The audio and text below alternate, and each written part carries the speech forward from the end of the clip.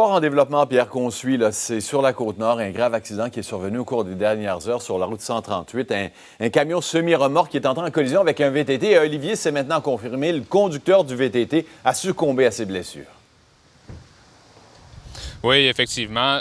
Difficile matinée, finalement, pour la famille de ce conducteur. Écoutez les faits. 9h25 ce matin, eh bien, il y a un camion semi-remorque qui se dirige vers l'est sur la route 138 vers Baie-Comeau.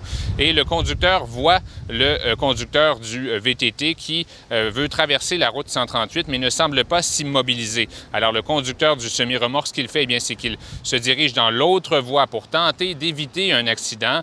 Mais malgré tout, le conducteur du VTT continue, en tout cas de ce qu'on comprend de la scène jusqu'à maintenant. Et là, il y a collision entre le VTT et le semi-remorque sur le côté. Collision si forte que les roues suspendues sous le camion eh bien, ont pivoté sur elles-mêmes. Donc, le conducteur du VTT qui a par la suite été projeté sur plusieurs mètres, son véhicule, vous pouvez le voir sur les images, il est fortement endommagé. Et donc là, les urgences arrivent sur place. Ils transportent le conducteur jusqu'à l'hôpital de Baie-Comeau et c'est là qu'on va constater son décès.